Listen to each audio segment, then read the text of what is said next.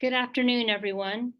I'm delighted to welcome you to today's webinar on a topic of paramount importance: clinical trials diversity as a pathway to advancing treatment options for Black patients. I'm Mary McGowan, CEO for the Foundation for Sarcoidosis Research, the leading international organization dedicated to finding a cure for sarcoidosis and improving care for sarcoidosis patients through research, education, and support. I'm honored to be here with you today as we engage in a vital conversation about the imperative need for diversity in clinical trials. This webinar will be recorded and available before the end of the week on our website and our YouTube station, Stop Sarcoidosis. We encourage you to engage with us via that chat function throughout today's session. We will also have a brief Q&A at the end of the session, where you will have the opportunity to ask questions of our speakers. If you have any issues or technical difficulties during this webinar, please let us know in the chat and the FSR team will assist you. Before proceeding, I'd like to thank our generous sponsors: Mallinckrodt Pharmaceuticals, Boehringer Ingelheim, Amgen, 23andMe, and Chan Zuckerberg Initiative. I'd also like to thank our wonderful panel of experts: FSR Board of Directors member Dr. Yvette Cozier. Dr. Cozier is an associate professor of epidemiology and the assistant dean of diversity, equity, inclusion, and justice at the Boston University School of Public Health. Dr. Adrienne Janvier, an assistant clinical professor at MedStar Georgetown, and Dr. Jennifer Miller, director of the Good Pharma Scorecard, co-director of the Program for Biomedical Ethics, and associate professor at Yale School of Medicine.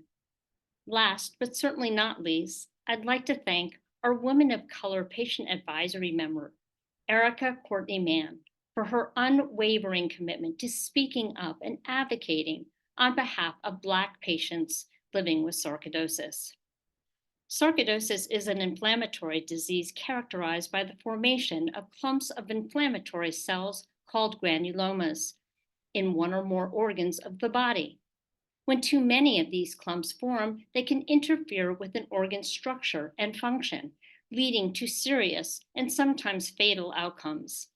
We're here today because in our community, Black Americans are 2.5 times more likely to have sarcoidosis compared to their white counterparts.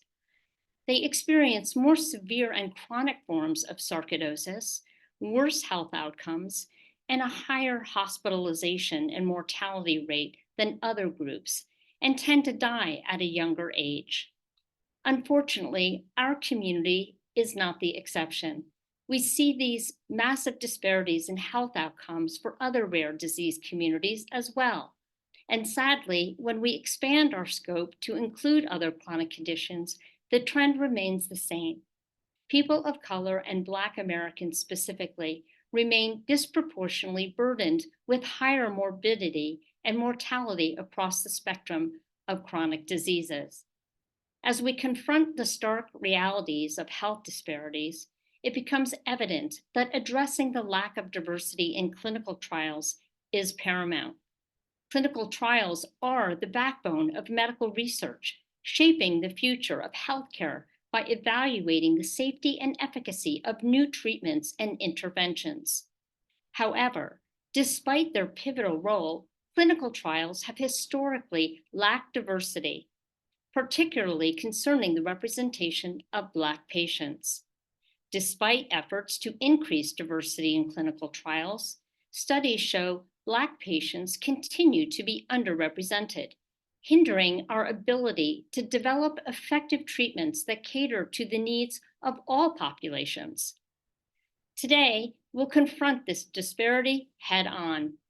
We'll delve into the roots of medical racism, acknowledging the deep-seated mistrust stemming from a history of exploitation, discrimination, and unethical practices in medical research.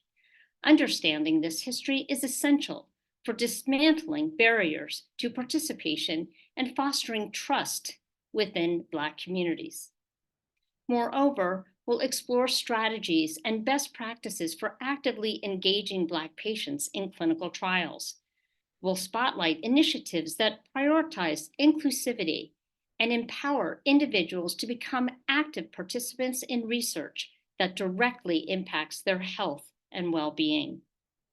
By amplifying diverse voices and experiences, we aim to foster a more equitable and representative landscape in clinical research. Our goal is not only to bridge the gap in healthcare disparities, but also to cultivate a healthcare system grounded in trust, respect, and inclusivity.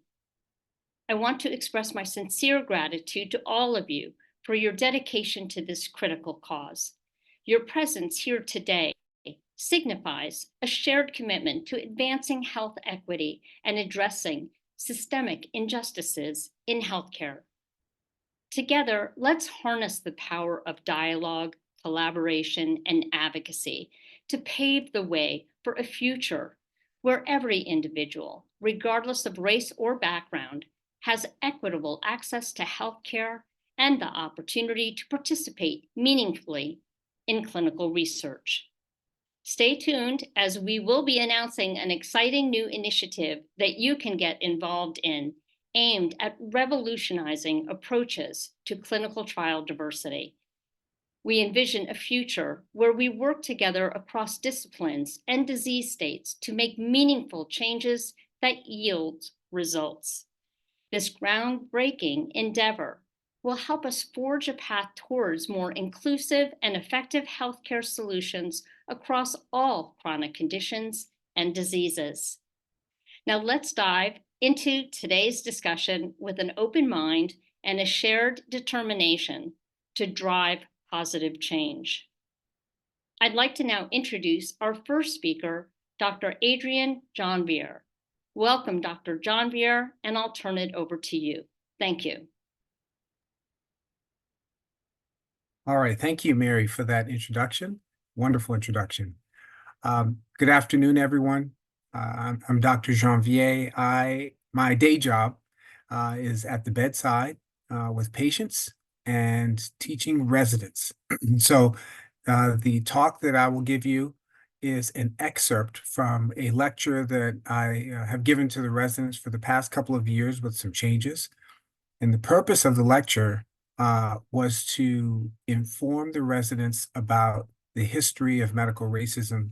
Our residency program is particularly diverse, and so many of the members of our program are not from here, not from this country. So that was the purpose. The purpose today is for us to be reminded of what has happened so that we can take steps going forward to prevent them from happening again. Next slide.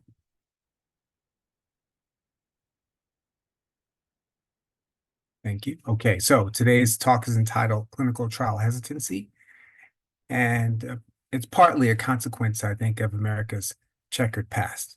Next slide. So doctors learn about diseases by studying them, and a clinical trial tests new medical treatments or procedures in people to see if they're safe and effective. In the past, however, patients were not always willing or consenting participants. Next slide. Okay, this is not referring specifically to a clinical trial, but an important historical event. So Dr. J. Marion Sims is regarded by many, or has been regarded by many, as the father of modern gynecology.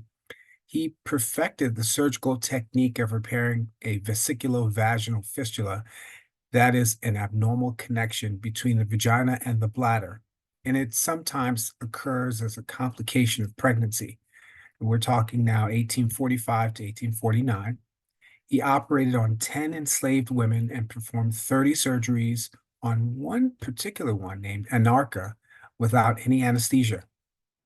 And he noted in his writings, he suggested that they, Black women, tolerated the surgeries with amazing patience and fortitude, a grim stoicism, which may have been part of their racial endowment, essentially saying they were able to tolerate these surgeries and procedures without anesthesia because they were Black. He later performed the surgery on white women after perfecting his technique, and it turns out that later on, anesthesia was more widely or readily available. Next slide.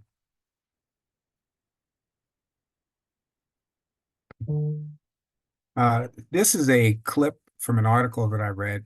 Um, it talked about uh, 60,000 American soldiers being enrolled in a chemical weapons testing program. Um, and unfortunately, this was conducted by the U.S. Department of Defense, and they did this test based on the race of the soldiers. So they were exposing them to mustard gas and a chemical agent called lewisite, which causes lung irritation and blisters. They divided up the soldiers based on race. So Black, Japanese American, and Puerto Rican soldiers were locked in the gas chamber and exposed to the chemicals. White soldiers were used as the unexposed control group. And on the right here, there's a picture of a man, Mr. Edwards, who's showing how his skin has been affected over the years after his exposure. And keep in mind, this was by the U.S. Department of Defense. Next slide. Dr. Albert Kligman accomplished some very important, scientific experiments. However, he did it in not the most ethical of ways. So he discovered the proper dosage and application for retin A for acne, among other things. He conducted his research in Holmesburg Prison, which is in Philadelphia, on mostly poor Black prisoners. So from 1951 to 1974, inmates were used to test substances such as deodorant, shampoos, but also radioactivity, hallucinogenic compounds, toxic materials on behalf of more than 30 pharmaceutical companies and several government agencies. In some experiments, prisoners were deliberately exposed to pathogens responsible for skin infections, including the herpes virus, staphylococcus, and tinea. Next slide. And in fact, this article published in 2021, the University of Pennsylvania made a public apology for the scientific experiments done by Dr. Kligman. And they note that his work was disrespectful of individuals, many of whom were imprisoned Black men, denying them the autonomy and informed consent, which the medical community now considers to be foundational underpinnings for conducting ethical research. Next slide. This is a slide about the story of Eb Cade. So Eb Cade is a 53-year-old man, Black man, who had been hospitalized for broken bone injuries following an automobile accident. This is 1945. And doctors working with the Federal Atomic Energy Commission, they found that, okay, he's a healthy guy, no other past medical history. They injected him with 4.7 micrograms of radioactive plutonium, and they knew very well what the potential adverse effects could be based on prior experiments. However, over the course of 5 days, they took fluid samples from Cade to see how much plutonium his body retained. They did not set his broken bones until after they cut samples from the bone. They took out 15 of his teeth, and they never informed Cade about what they were doing. A nurse said that this tortured gentleman escaped in the middle of the night. He later died in 1953 of heart failure, and he may be the first, but hardly the last American human being to be subjected to an inhumane radiation experiment without his knowledge or consent. Next slide. This is another story, more recent. So in 1968, Bruce Tucker, a 54-year-old African-American man, he had a terrible fall. He was taken to the hospital, and his family was looking for him when he didn't come home. But by the time they got news and arrived at the hospital, they were told that he had sustained a terrible head injury and he had since died. And allegedly, they attempted to contact the family, but were unable to do so. And then the funeral director told the family that his heart and his kidneys were missing. And later it was found that his heart was used to do a transplantation surgery. And there was no consent obtained. This was Virginia Commonwealth University at that time. So there's a book here written about it entitled The Organ Thieves by Chip Jones, which you can read about. Next slide. So the Medical College of Virginia's first medical education building, 1845, is called the Egyptian Building. It included a dissecting room. Next slide. But where, oh, where did they get the bodies for dissection? So they were often stolen, and poor and Black bodies were most likely to be stolen. This is a picture of the Medical College of Georgia. I'm skipping around between southern states, but mostly Georgia and Virginia. Way in the back there is the person who we would call the resurrectionist, and not because they can bring this person back to life, but because they would bring them out of the ground and into the dissecting room. Next slide. So it turns out that the Medical College of Virginia, now switching back to Virginia, as they were building this medical sciences building, the Contos Medical Sciences building, they were preparing the ground for the foundation. And they found the skeletons of 44 adults and 9 children. This was in 1994. And they did not allow for a full investigation, but it is consistent with the history of robbing graves and dumping the bodies, often in sort of a communal grave afterwards. Next slide. So fortunately, this is all old news, right? Bias is a thing of the past. Next slide, not quite. This study was published between 2015 and 2016. It's interesting and rather surprising for some of us. So this is a survey that was given to members of a community in Virginia. And that, if you look at this chart, that's study 1 online sample. These are community people, okay? And then study 2, the next group, these are medical students, first year, second year, third year, and then the last are residents. So these are students that have graduated and are now in a training program for certification. They asked many questions, which we don't have time to cover, but I will just point out 2 of them. So the first is, here's the statement: Blacks' nerve endings are less sensitive than whites. Is this a true statement? And if you ask the community in Virginia, 20%, 20 of these, sorry, let's just say that's number wise, said, oh, sure, that sounds right. And 8 of the first years, 14 of the second years, and 4 of the residents also agreed with that. Which, by the way, just to be clear, this is not true, okay? The next is Blacks' skin is thicker than whites, and 58 people in the community thought, yeah, that sounds about right, compared to 40 first years, 42 second years, 22 third years, and 25 residents. So there's a significant percentage of the population that harbors these ideas about these kinds of differences between Blacks and whites, such that we think that Black people are somehow more immune to pain. And this harkens back to the comment by J. Marion Sims, you'll recall, that I mentioned earlier. Next slide. This is a study where specifically white men and women were recruited to do this study. So what they were supposed to do here is look at the faces, and the faces were set up in such a way as they tried to make them so that the first face is neutral. This is someone who's not having pain. And then the last face is, your 10-level pain. Okay, they did this for a Black person, they did this for a white person, and they did this with multiple different faces. So not just these. I'm showing you this as an example.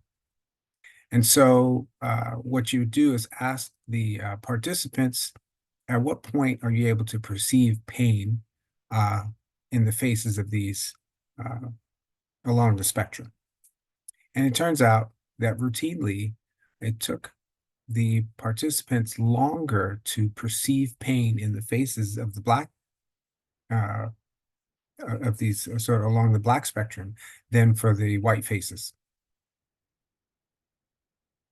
As I point out here, they performed this experiment in multiple ways, with generally the same result. Next slide.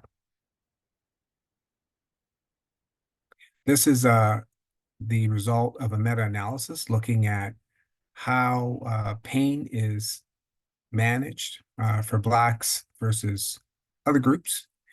And what we see here, if you look at the first line, Blacks versus whites, prescription of any analgesia. So this is an amalgamation of multiple studies looking at who's getting treatment. So in this particular one, 17 studies. So the odds ratio of a Black person getting a prescription for any analgesic is 0.77. Now, we can think of an odds ratio as, let's say, a likelihood of a Black patient receiving treatment, where a value of 1 would be equal. So anything less than 1 is less likely. And you can see less likely to get any analgesia, opioids, or even COX inhibitors. And those are all statistically significant. The prescription of non-opioids, they're more likely to get non-opioids, although that particular one was not statistically significant. Next slide. So disparity in pain management is a canary in a coal mine for me. The sympathetic is feeling bad for someone. Being empathetic is putting yourself in their shoes. And usually when you get to the point where you put yourself in someone's shoes, it tends to move you more to action. So I like this little cartoon here that I got from Grammarly, which is, oh man, it's too bad that the arm on your little doll's falling off, as opposed to, oh, that's really terrible. Let me see how I can help. Next slide. So I think as long as there are empathy gaps, there'll be outcome gaps. Next slide. And in fact, if you do a survey of Black Americans today, this particular survey, 14,497 adults, if you ask them, do you think that research misconduct is as likely to happen today as it is in the past, 61% will say yes, compared to 35% who will say, oh no, we have procedures in place today to prevent serious cases of misconduct. And it's not a surprise, given what I've told you, why people may have this point of view. Having said that, we have made significant changes. Next slide. There are more legal protections for patients today. Next slide. There are so many rules. I'm just pointing out one particular one from the Department of Health and Human Services, which is called the Common Rule. And one key protection in the Common Rule is the requirement for an appropriate review and approval of research by an Institutional Review Board, or IRB. I'll tell you a little bit more about them. And they have to researchers have to get informed consent for those who participate, unlike some of what I told you about earlier. And not only that, vulnerable populations have special protections. Next slide.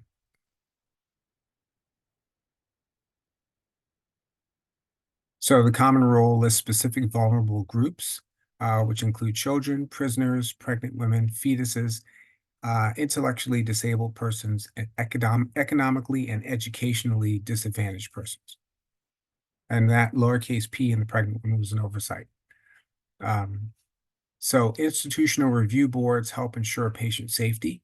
And the review board has the IRB has at least 5 members. They have to have varying backgrounds. You have to have both sexes. You have to have different professions, right? at least one scientific member, one non-scientific member, one unaffiliated member, and they all have sort of diverse experiences and backgrounds, and at least one's very knowledgeable about regularly researched vulnerable groups. They have to talk about conflicts of interest.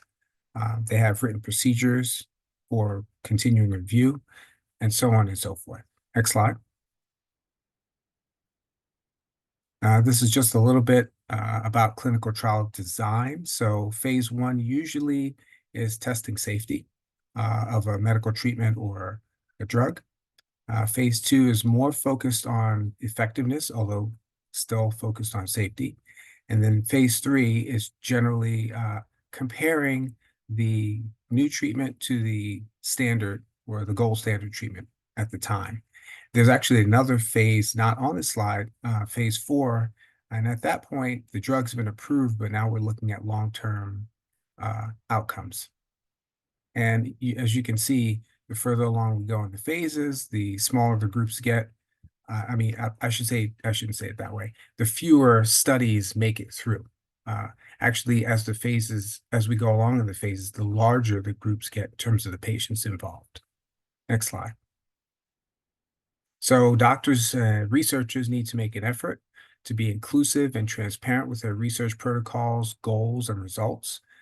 We need to study diseases disproportionately affecting historically overlooked or ignored groups. We need to be sensitive to the historical context. Next slide. Research allows doctors to understand diseases, and then this new information is passed along to other doctors via conferences and medical literature. Next slide. And thank you so much for your time.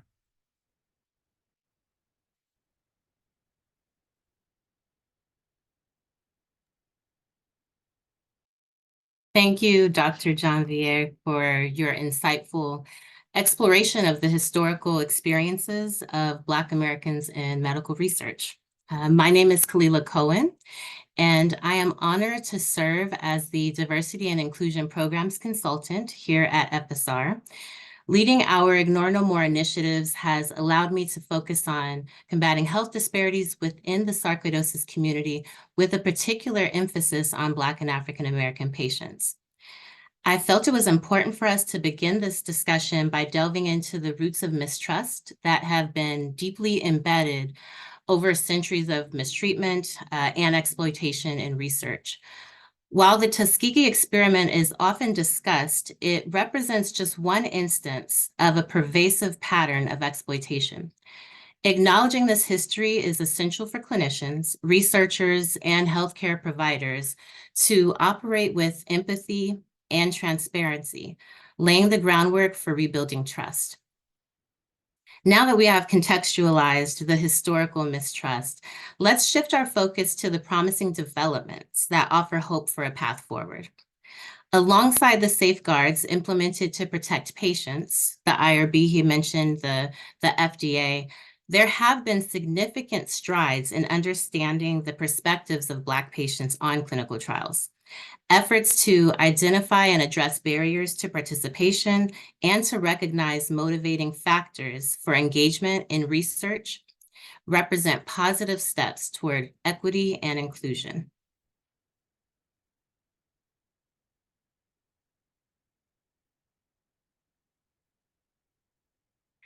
Episar started our journey in this space about 3 years ago with the launch of our first Ignore No More campaign, which was birthed out of the sheer shock at just how vast the disparities in health outcomes were for Black patients and specifically Black women. Black women are 3 times more likely to have sarcoidosis than their white counterparts. As a group, Black men and women collectively are 2 times more likely to have SARC than white Americans.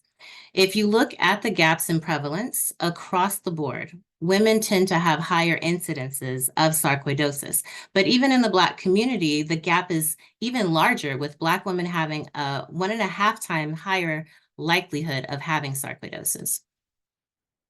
When we look at the patient population, Black and African Americans experience the worst health outcomes with the highest rates of hospitalization, mortality, and disease-related morbidity.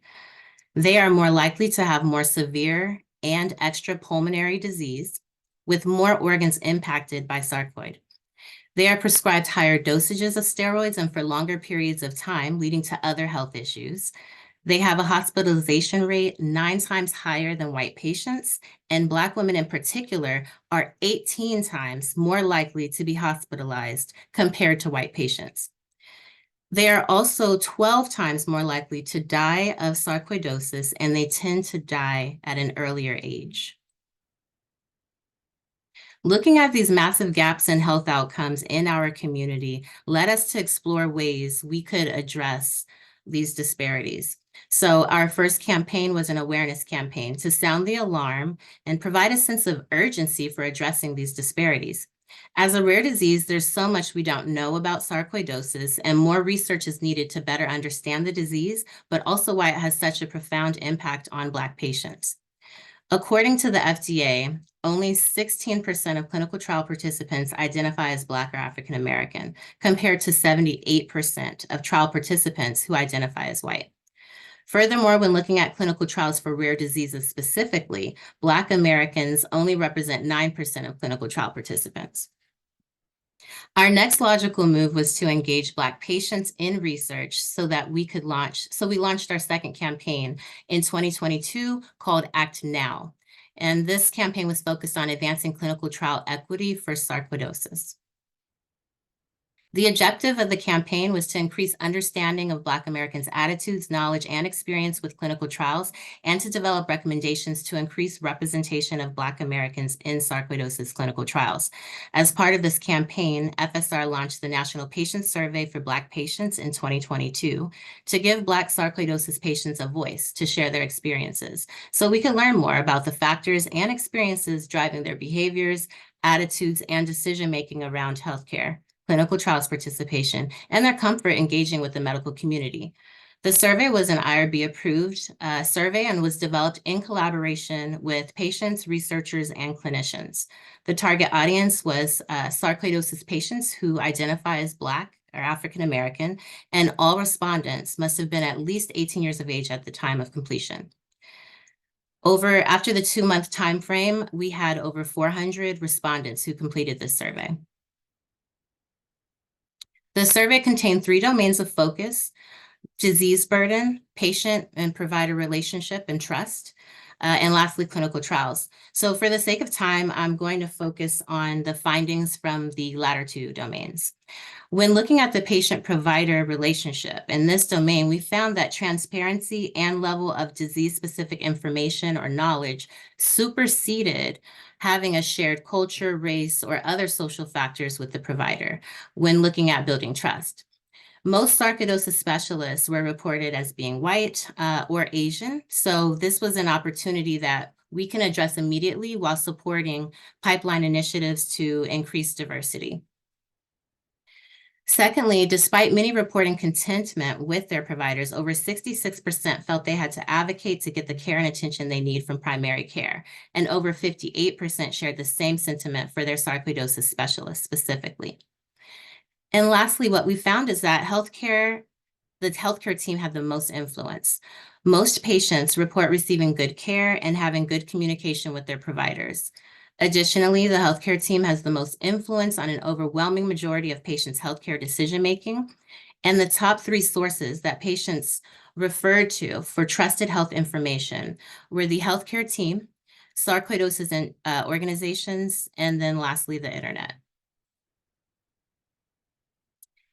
There are many factors contributing to low representation of Black Americans in clinical trials, which include a lack of trust in the medical community, low prioritization of minority recruitment in trials, hesitancy to ask minority patients to participate, as well as barriers associated with accessibility, time, and financial commitments. For those who expressed hesitation toward participating in future research, results varied. However, there were several factors that would stop patients from participating in a clinical trial. The number 1 reported barrier to participation was not being given information about the clinical trial opportunities. So basically not being asked. Other barriers reported were a need for more education and information on clinical trials. 61% report never being invited to participate. Only 6% reported that they were invited, but and chose not to participate. So that shows that when they're asked, they're actually willing to participate. So that's definitely a beacon of hope for us. 60% demonstrated the need for more education on clinical trials.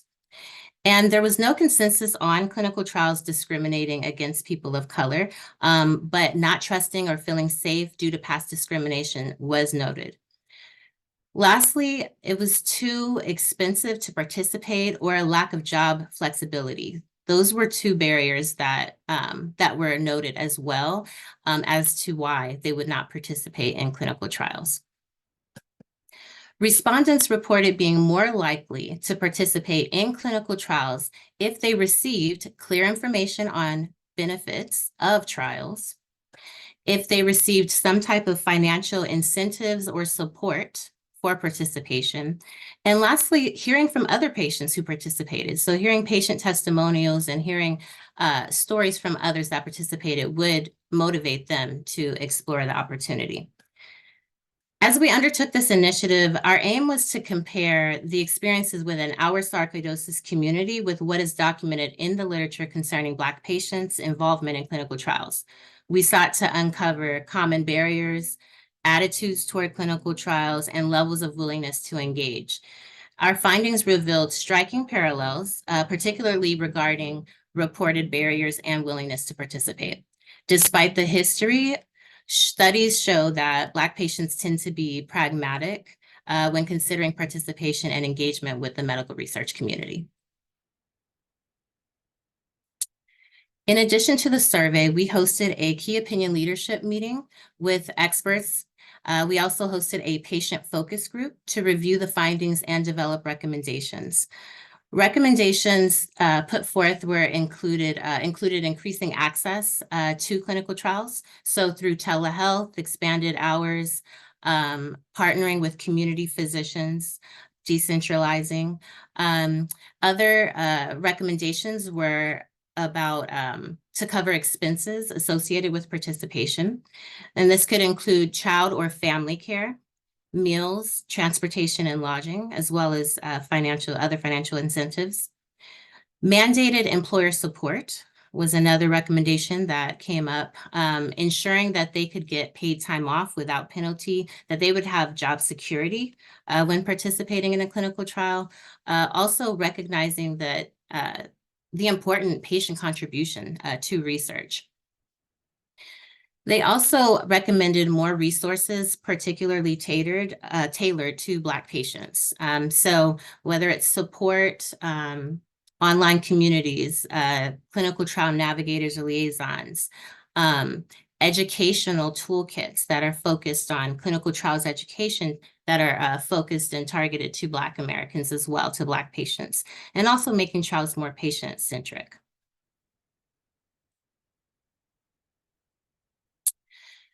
So these findings and recommendations from our research was published in a white paper last year, and it was presented at a congressional briefing, in May of 2024. The briefing featured Representative Eleanor Holmes Norton of Washington, D.C., Representative Danny Davis of Illinois, our clinical advisory member, Dr. Ennis James, and CEO Mary McGowan. During the briefing, we also heard testimonies from sarcoidosis patients, actress and Ignore No More spokesperson Gerald Prescott Gallion, and our Women of Color patient advisory member, Erica Courtenay-Mann. They shared their diagnosis journeys and the challenges they experienced finding and participating in clinical trials. Erica Courtenay-Mann is here today to share her experience with you, and she'll be followed by our panelists, Dr. Kozier and Dr. Miller, for an engaging discussion on what they're seeing in the clinical trial space and viable pathways forward. Thank you, Erica. Hi, thank you so much for having me. I am Erica Courtenay-Mann. I'm here on behalf of the FSR Women's of Color Patient Advisory Committee. I am sharing my journey because I believe that clinical trials may offer sarcoidosis patients and other patients living with chronic diseases a chance to have better health outcomes. especially Black patients who often experience worse health outcomes and more severe diseases. I want Black Americans to know they have a great chance at a good quality of life, and clinical trials can be a solution. So, a decade ago, I was sick. I went to the doctor and I kept saying, I'm tired.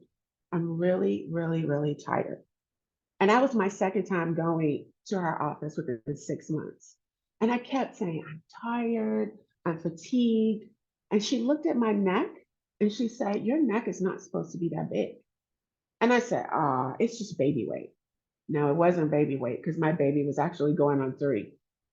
And she sent me to a specialist who gave me a scope, and there were 2 growths growing in my throat. And I said, happens to the best of us. I'll get surgery. I'll have a laryngoscopy. I'll get it taken out. So a couple of weeks go by. I'm scheduled for surgery. They happen to take a scope before I get on the table. And the 2 growths turned into 6 growths. So something was going on. And little did I know, those were granulomas. Here I was, a working Black mother with a sweet little toddler. I woke up from a laryngoscopy with 1 less vocal cord, and now I was tasked with finding out what was sarcoidosis. I literally woke up from my surgery and my life was turned upside down. What was going to happen to me? What did this mean for my motherhood? What was really going on? There was a huge paradigm shift on my vision of the future. How many steroids would I have to take? What was methotrexate? Why do I need to take chemo drugs to stay alive? Was I going to be doomed to have diabetes if I had to be on prednisone for the rest of my life? Being a Black woman, sitting in a failing marriage, stressed out and scared, and a working mother trying to survive while far away from my hometown of Chicago, any of my family, this diagnosis put me in a long period of fear and denial and depression. I was so overwhelmed and scared. At first, I didn't even take medication for my sarcoidosis. I was paralyzed with fear. And then the unthinkable but obvious thing happened. I had a flare. It took me down for 3 days. First, I lost mobility in my legs. I was hobbling around at work. So my boss sent me home. He was just like, go home. And then I managed to make it to the daycare to pick up my daughter. And then I managed to make it home. And as soon as I got home, I lost mobility in my hands.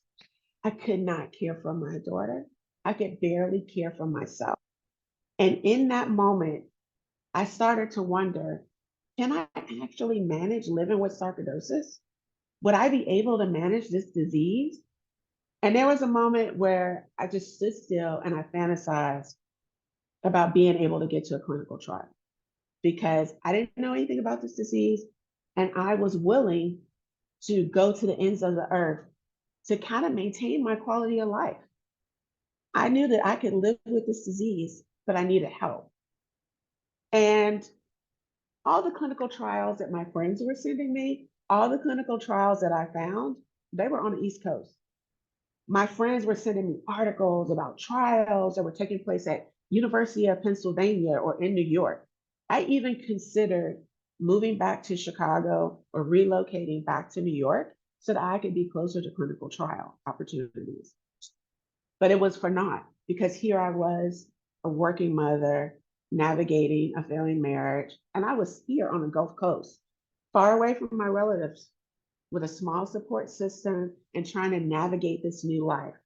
Me and sarcoidosis were hand in hand, and I think sarcoidosis was pulling me first, and I had no clue what was going on.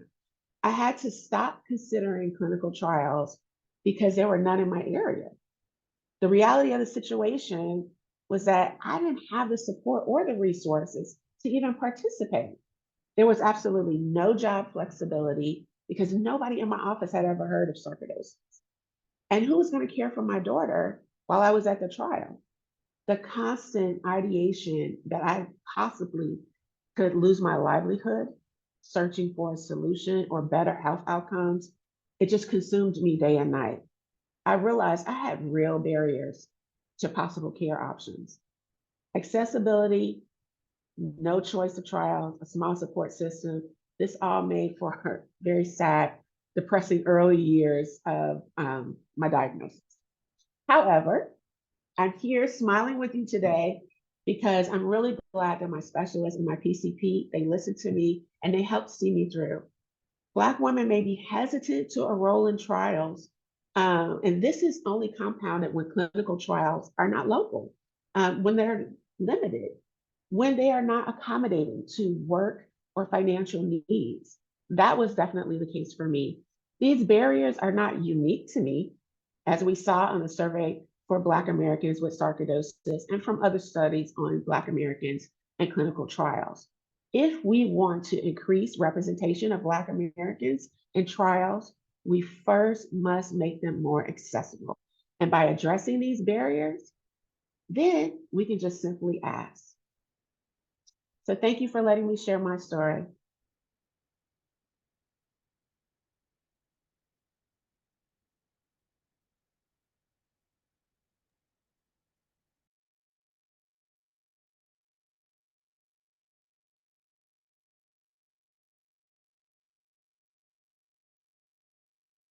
So thank you, Mark. Yes. Also, good afternoon, everyone. And I just want to thank all of the previous speakers for what they've shared regarding this important topic.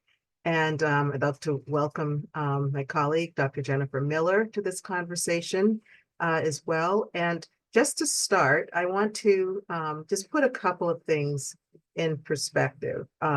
We've heard a lot about the trials, what clinical trials are in case, and we've seen a lot about the history of medical racism, and which is horrific. But just to frame clinical trials, I'm an epidemiologist and a researcher. I'm not a clinical trialist, but I do work with several, and I teach my students about this. And what I tell them about clinical trials is it really is the closest tool that we have to, for lack of a better term, controlled experiments on humans.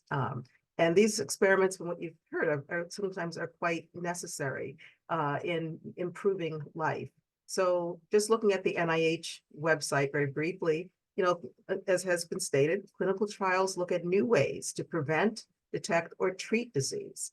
And it could involve a new drug or combinations of drugs, procedures, devices, and new ways to use existing treatments. So it's not always new medications that are coming to the fore.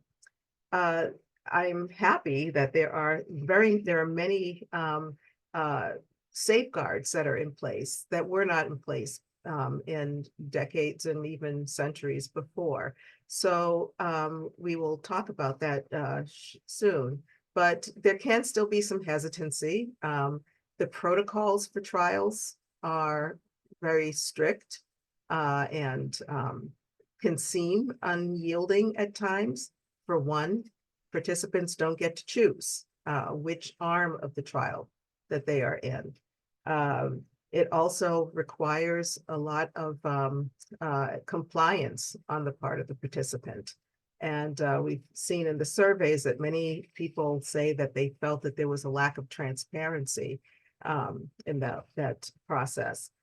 But there are requirements that the research question be well formed, and that there be this thing called equipoise. That is when there is a genuine confidence in the benefit of a procedure or medication, but that has to be equally balanced with a genuine feeling that maybe there will be, that this treatment may not work, right? So that we can withdraw it from half of the population. So I just wanted to sort of put those things out there first. And now I'd like to turn this to my colleague, Jennifer Miller, to share with us some of her research, and then we'll join you on the other side for a bit more of a Q&A. Jennifer? Thank you, Dr. Kosher, for that great framing. and to FSR for hosting this important webinar on clinical trial diversity. For those I don't know, I'm Jennifer Miller. I'm co-director of the program for biomedical ethics at Yale and an associate professor in internal medicine and biomedical informatics and data science at Yale School of Medicine. And I'm also the director of a project called the Good Pharma Scorecard, which I'm going to talk about today. Next slide. So the Good Pharma Scorecard is an index I began developing around 2006 to rate and rank pharmaceutical companies annually on their bioethics performance to try to help to do four things. First, to set and communicate clear bioethics goals for the industry and develop performance indicators that we could use to track progress on those goals over time on the company and on the sector level. And third, to use those metrics to recognize and celebrate where there are best practices to show that it's possible to do well and study how those leaders do well. But most importantly, to catalyze or incentivize better behaviors where needed, that is to fix things. So the scorecard has a comprehensive scope, but today I'll just talk about one of the bioethics concerns that we've been trying to address, which is the lack of clinical trial diversity, and to look at whether companies are adequately representing and fairly including different demographic groups in research. We started to add this focus to the Good Pharma Scorecard for many reasons, but one was that there were countless studies, including some of ours, that were showing a lack of diversity in clinical trials. Women, older adults, racially and ethnically minoritized patients, among other groups, are consistently underrepresented in clinical research. In other words, we tend to test new medicines and vaccines on patients who are healthier, younger, and more likely to identify as white and male than real-world patients that are diagnosed with the studied conditions and use new products. So interestingly, policy efforts in the US to improve clinical trial diversity span over 40 years, but they've had limited impact. Next slide.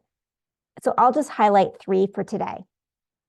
Early efforts included in 1989, the FDA issued a guideline to encourage better inclusion of older adults, age 65 and older, in research. So, quote, clinicians could have adequate evidence to use drugs properly in the older patients. Then in 1993, the FDA published another guideline clarifying that drugs need to be adequately tested in both men and women. And then in 1998, it published the demographic rule, which began requiring for the first time that new drug applications present safety and effectiveness data by sex, age, and racial identities.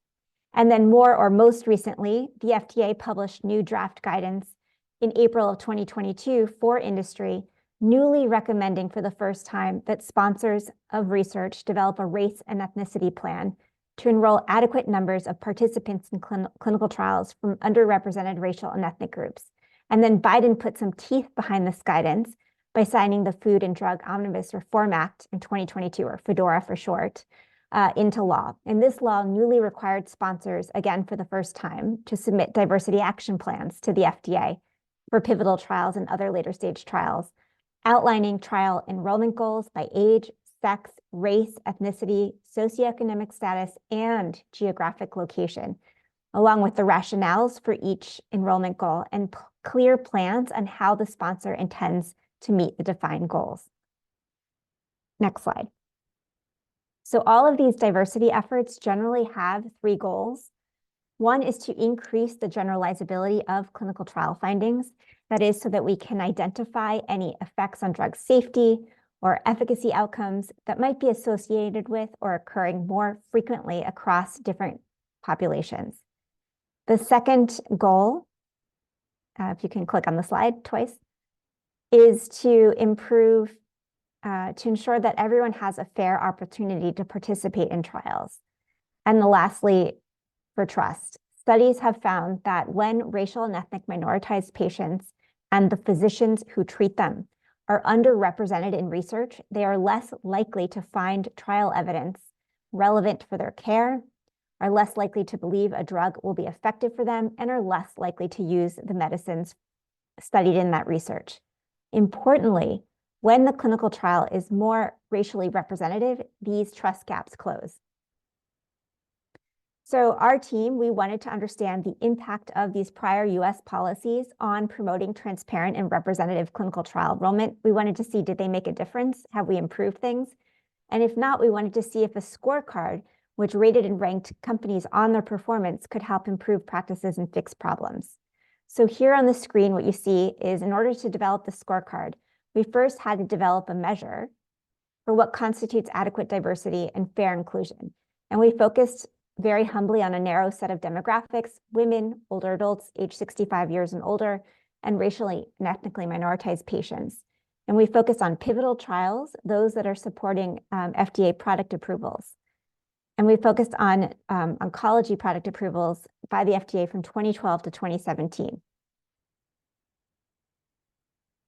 So the first thing we had to do in developing our metrics was determine how to define adequate representation.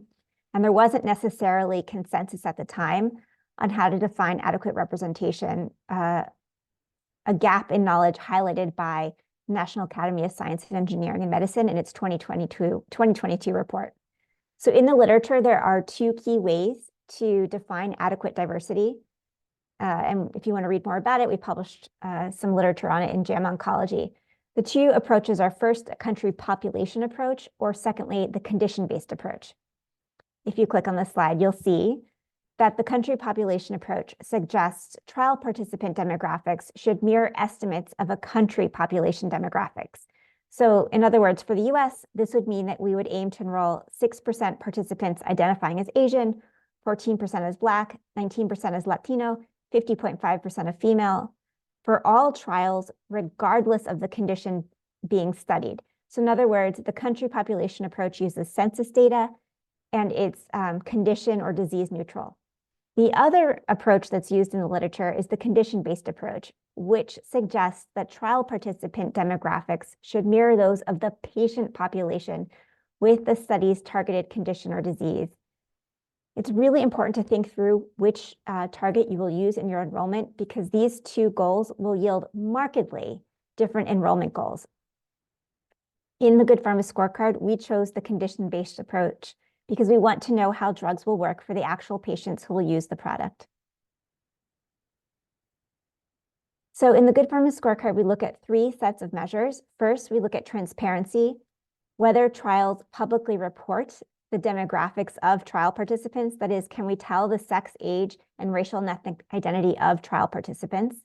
Second, we look at representation, whether the trial participant demographics actually represent the patient population with the studied condition or disease. And thirdly, we're looking at fair inclusion, which is our trials both transparent and representative of the demographics. For transparency, we're looking at 7 different measures. We're looking at the sex of participants, the age of participants, the racial identity, focusing on 4 racial categories, and then the ethnic identity, focused on one group. Those choices are due to the limitations of the data architecture. And then for representation, we're looking at age, race, and ethnicity. So here's what we found. So between 2012 and 2017, the FDA approved 59 new cancer drugs and biologics, sponsored by 25 unique sponsors, targeting 16 different oncologic indications based on 64 pivotal trials, enrolling over 30,000 participants, a median of 326 participants per pivotal trial. So how did we do on transparency and representation for these pivotal trials? Well, if you look at the trial level, you can see that 100% of pivotal trials disclose the sex of clinical trial participants, but only about 2/3 or 67% disclose the age of clinical trial participants and the proportion of older adult participants, age 65 and older. And then if you look at the transparency of race and ethnicity, only 41% of trials reported the race and ethnic identity of trial participants. So the majority of the time, we don't even know the racial and ethnic identity of participants participating in pivotal trials. In terms of representation, you can see that on the trial level, 81% of pivotal trials adequately represent women, but only 26% adequately include older adults in proportion to their representation of the patient population. And only 10% of pivotal trials adequately represent racial and ethnic minoritized patients. And then in terms of fair inclusion, that is whether we're being transparent about who's participating in trials and adequately representing the patient population demographics. If you look on the company level, you'll see that only 54% of companies, so just over half, fairly included women in all pivotal trials supporting their oncology product approvals. In our sample, 20% older adults and 4% racially and ethnically minoritized patients. So what we can conclude from this trial is while we may be reporting the number of women participating in trials, reporting for the rest of the groups is poor, and fair inclusion for all groups needs to be improved. On the next slide, you can see that some companies are scoring 100% on some different individual measures, suggesting it is possible to get this right and to do well. You can click on the slide. Thank you. So here you can just see that we rate and rank companies every year on their diversity, equity, inclusion, and clinical trial enrollment to try to get them to do better. So now we have partnered with the FDA Oncology Center for Excellence, next slide, through a grant that allows us to assess the trends over the last decade in demographic representation in trials to see, are there any improvements? Have we moved the needle for any group over the last 10 years? And then to identify any sponsors that are getting it right. Are there any bright spots? That is, are any sponsors adequately representing one group and consistently over time?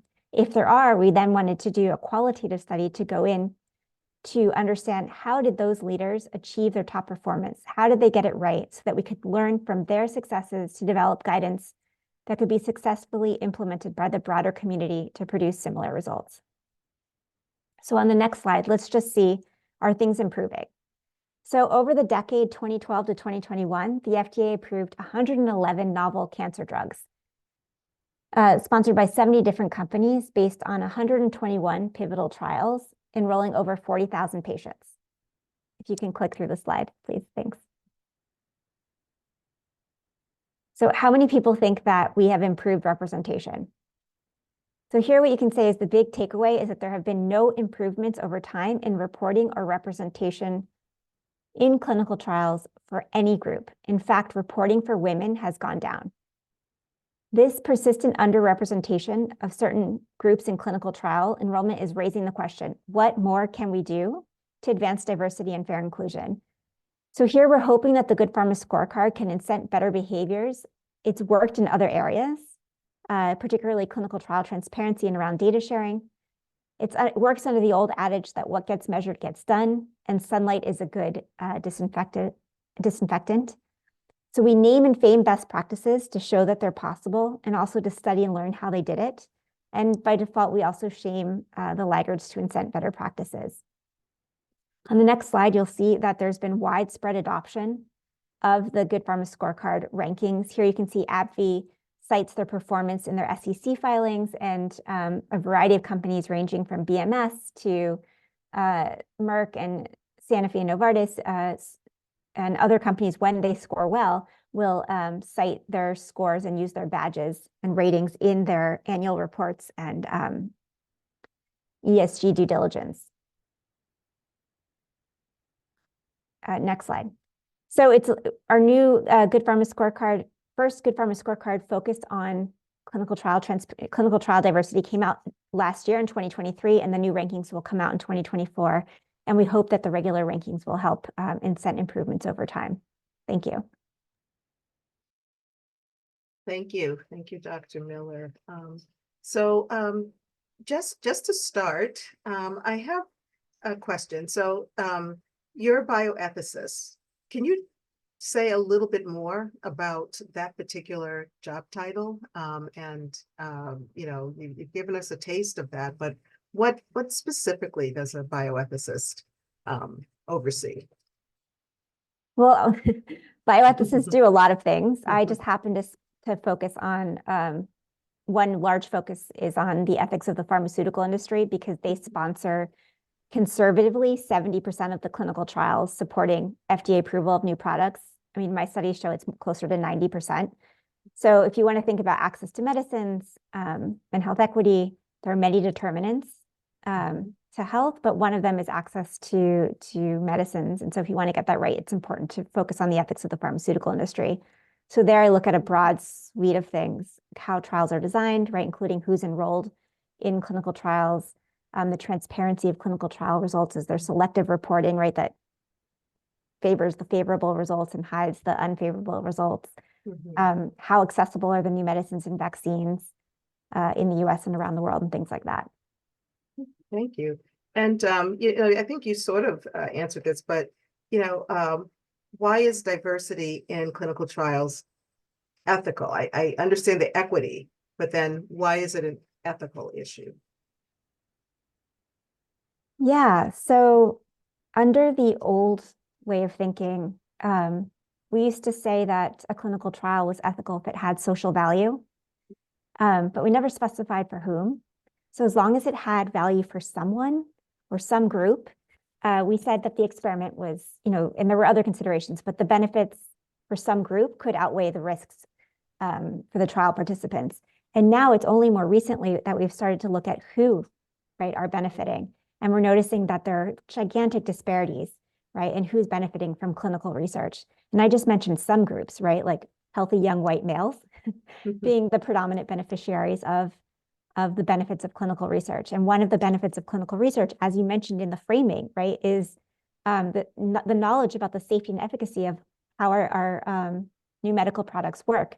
And so if you're not enrolled in the clinical trial, we're not sure that we know, right, the safety and efficacy profile of the medicine or vaccine or medical device that's being tested. And so the very first reason of why it's so important to have adequate representation of the demographics of patient groups in trials is for that generalizability reason. And the second one is just fairness, right? We want everyone to have a fair opportunity to participate in clinical research. And that can't happen the way that clinical trials are currently designed, which we can talk about in a little bit, right? Why it is that the numbers look like they do, why we have such poor diversity.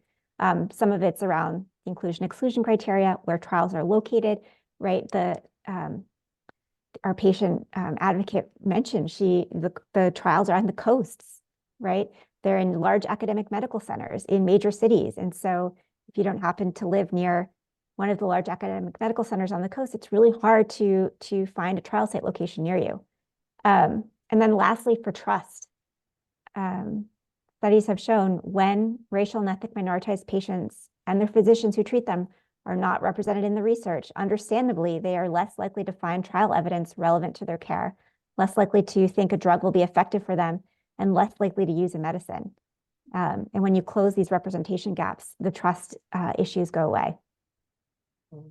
So you started to allude to what I'm thinking going further is, so we did see from the data from FSR, some of the barriers and facilitators for people of color, women of color participating. And I want to get to that a little bit more, but also what are the reasons that we have these persistent patterns within pharmaceutical or academic clinical trials? Why is it so difficult for them to either adopt some of the things that you mentioned about representation? Yeah, maybe you can tell us a little about that. Well, I think the FSR findings align with our own findings. And for the Good Pharma Scorecard, we have an outcome measure, right? Did you or did you not enroll representative patient samples? And most companies are failing, right? And so we want them to do better. We need them to do better. So what we're now doing is building in leading indicators, which are policies and procedures we need companies to implement to get us to the outcome. And there are many of the things that are in the FSR report, right? And are recommended in all the major guidances published by the FDA, the World Health Organization, and groups like that. And there are things like use broader trial eligibility criteria when you can, right? So many trials have blanket exclusions for people with high blood pressure or depression, right? Comorbidities. And so that, really narrows who can qualify for a trial. We're also recommending that sponsors think about their trial site selection a bit more intentionally, and that they select sites with diverse patients and diverse providers treating diverse patient populations, which includes community hospitals. And that we do a lot more public outreach so patients know about trial opportunities, and that we incorporate patient input and experience into medical product development and trial design, and address a lot of those issues that are in the FSR findings, right? That maybe the trial site's not located near you, but we could use some kind of telehealth or decentralized trials to get people access while we expand into community hospitals. You know, a lot of the barriers that our patient rep mentioned. Yeah, yeah, and you know, the COVID pandemic gave us a lot of more flexibility within the delivery of medicine, and even just the functioning of you know, in the workplace.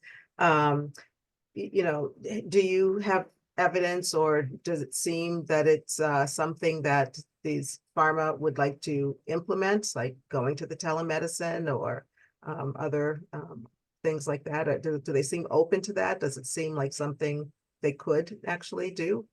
Yeah, well, I'll give you anecdotal, and then I'll give you real data. And first, sorry, our patient rep was Erica Courtney Mann, and she was fantastic. Yes. So yes, there's a substantial willingness by pharma companies to change things to get it right. So in our other measures, we offered an amendment window. We said, look, you guys didn't score well. We'll give you 30 to 60 days to improve things, your policies and procedures, and we'll publish a pre and post score. And about half of the large companies took us up on that offer and improved things within 30 to 60 days. So if we had enough resources, which we don't this round, to actually go through this amendment window, I think we would see a similar improvement on procedure and policy commitments, right?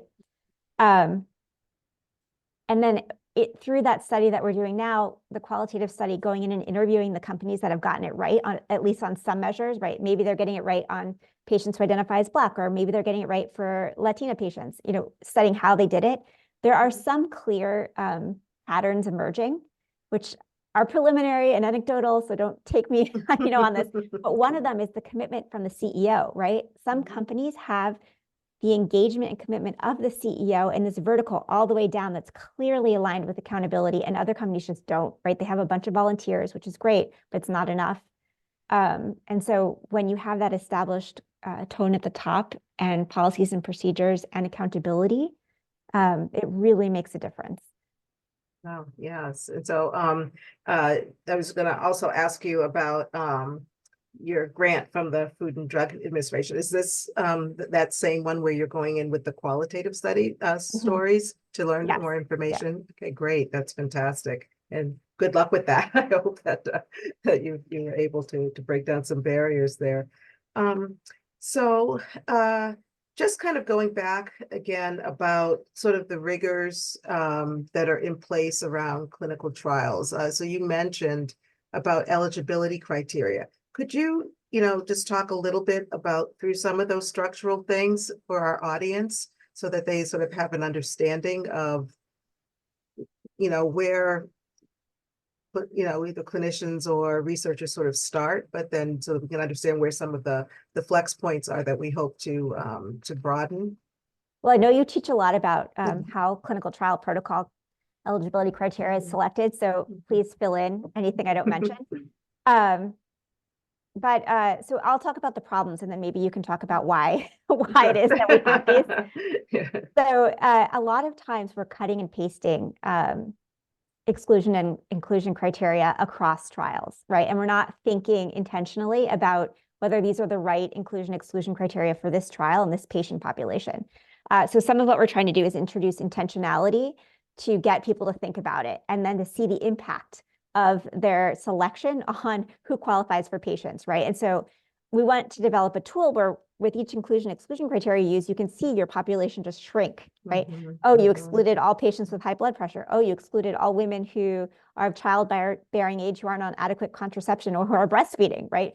Or you excluded mental health conditions, or, so you can see visually like, oh, this is just not going to be a representative patient population in our trial. I think a lot of it is just encouraging researchers and sponsors to really think about, is this a necessary exclusion criteria? Like we have a lot of exclusions for if you have HIV or any kind of active infection, right? And so, yeah.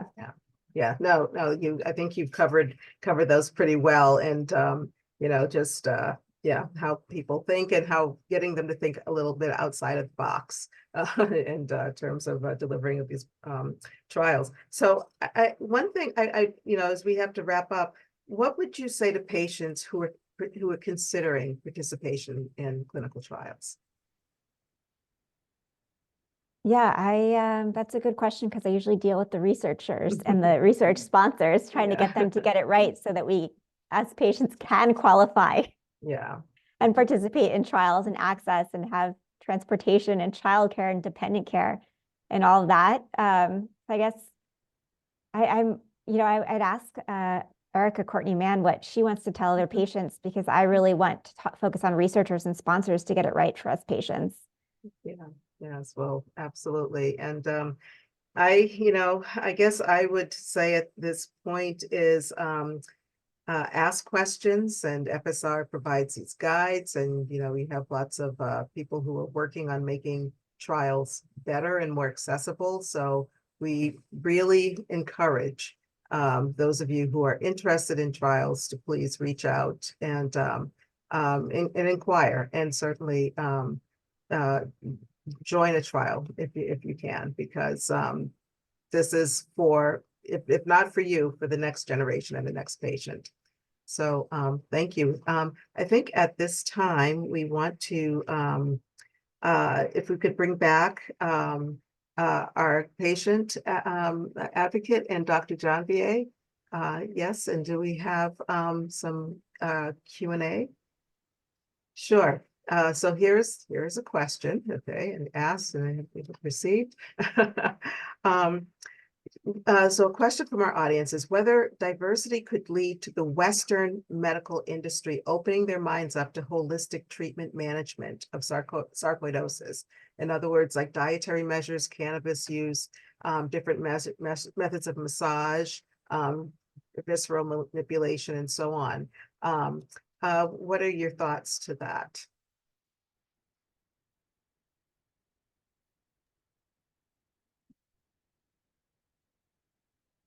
And I'll put Ms. Courtney Mann on the spot, right? As well, were you exposed to any holistic or offered any holistic treatments? Or was it purely? Yes. Once you go down the rabbit hole, when you first get diagnosed, you go to, well, I did, because I'm a big nerd. I went down the rabbit hole of all these websites and all these kind of like ebooks, how to heal yourself internally, and sarcoidosis can be cured by your diet. And I'm just like, okay, I'm going to eat lettuce and have air burgers for the rest of my life. No, this is not going to work.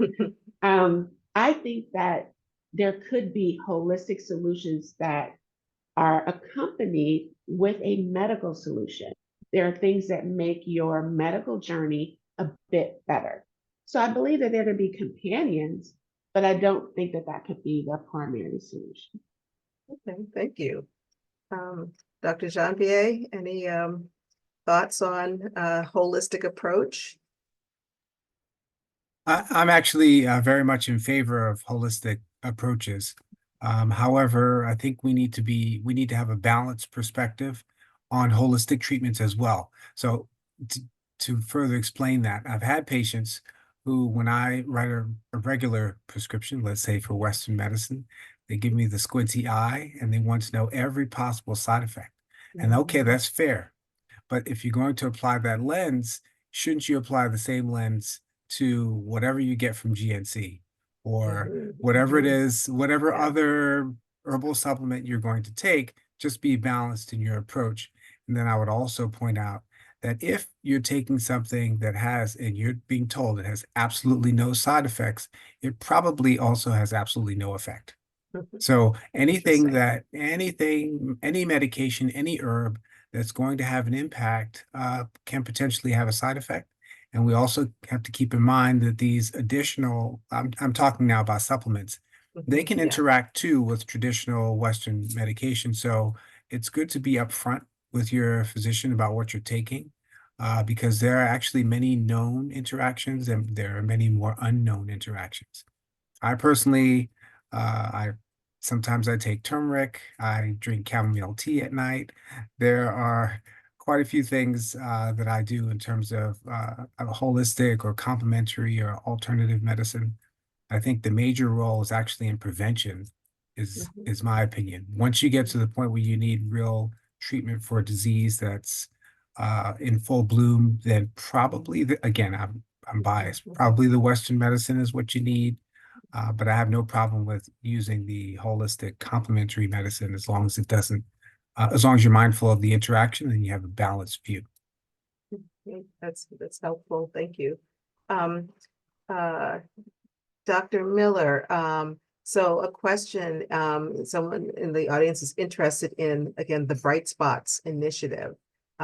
Even though it's early, do you have any preliminary results or thoughts on what the successful sites are doing to recruit and retain diverse patients? So we are looking at the sponsor level, and I'm trying to develop the application to look at the site level, because that's very different. But on the sponsor level, we are seeing success anecdotally. Seem to be correlated with sponsor support of the site, right? Providing the site that might not be quite ready as other sites to host a trial, with all the support that they think that they need, ranging from patient navigators to education materials for patients, and things like that. But I can't answer about it on the trial site level, but it's something that I hope to look into later and find bright spot trial sites. But we're looking at the sponsor level right now. Thank you. Dr. Janvier, what would you recommend to clinicians to help them assess their own bias? Oh, wow. This is a minor question. Yeah, Right? yes. How much time do we have? Well,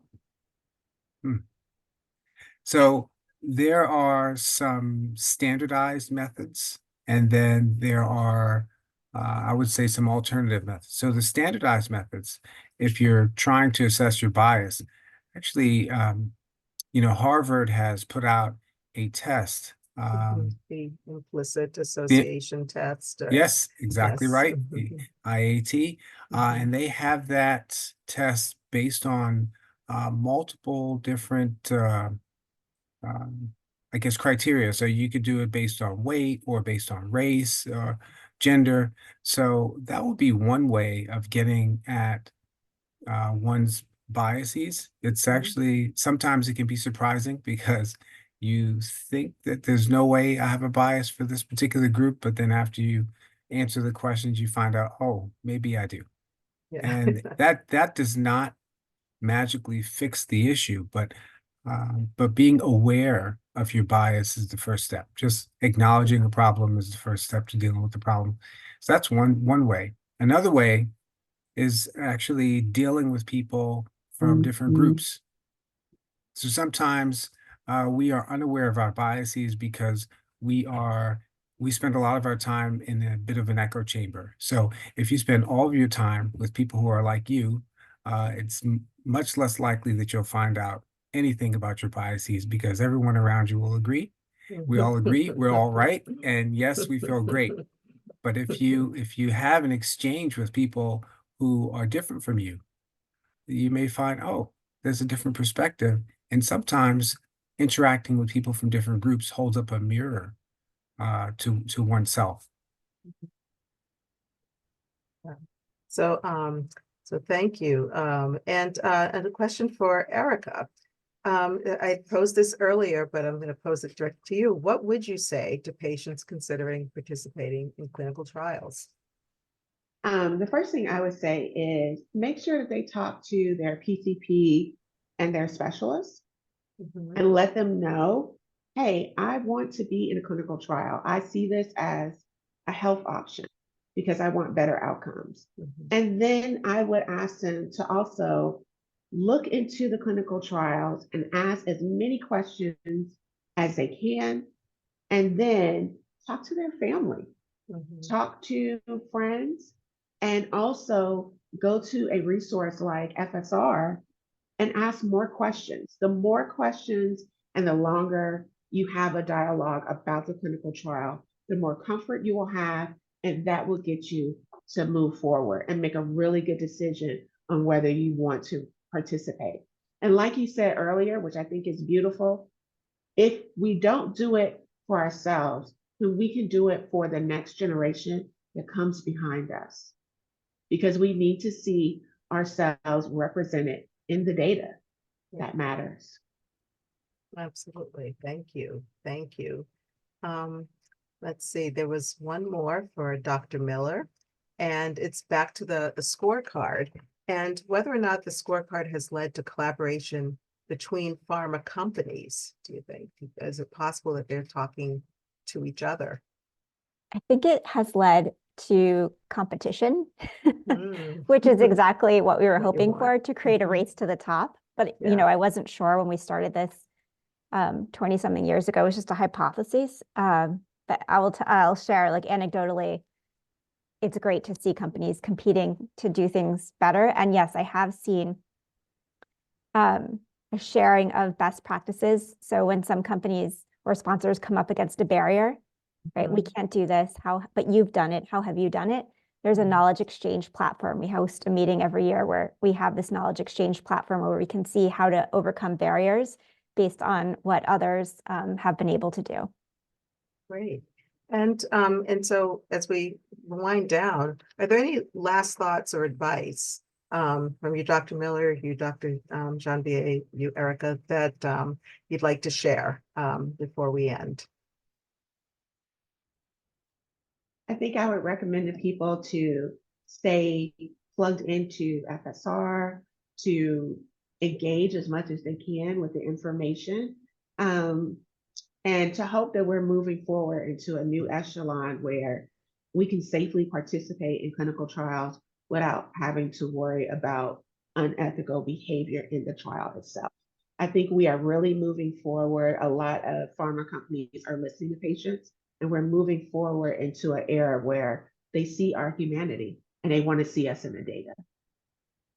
I like that. I like that. And I think I'm going to give you the last word, Ms. Courtney Mann. I want to thank all of you for this great conversation and for your presentations and sharing. And at this time, I will turn it back over to Mary McGowan.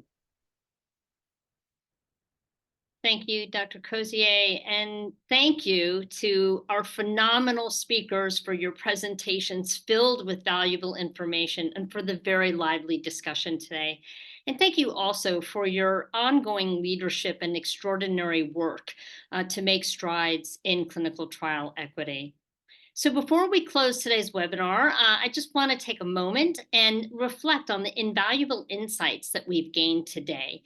We've delved into the profound impact of historical racism on trust among Black patients, acknowledging the deep-seated barriers that have hindered their participation in clinical trials.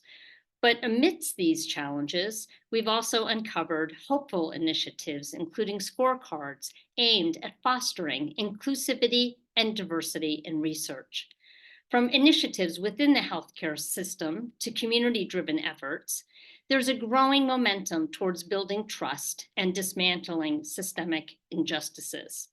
By amplifying diverse voices and experiences, we're forging a path towards a more equitable and representative landscape in clinical research. However, our journey is far from over. While we've made significant strides, there's still much work to be done. Yet these revelations of hard work bring hope, and a hope that together we can be part of the solution. That's why I'm really thrilled today to announce the launch of FSR's Coalition for Clinical Trial Equity. This coalition has the potential to impact Black patients across a spectrum of conditions and diseases. By ensuring clinical trials are more patient-friendly and accessible to Black patients, we're striving to improve health outcomes for all. The Coalition for Clinical Trial Equity will employ a multifaceted approach centered around 3 key working groups. These groups will drive strategies aimed at addressing the specific needs of Black patients and enhancing their representation in clinical trials. Employing innovative strategies, they will tackle critical barriers through various initiatives.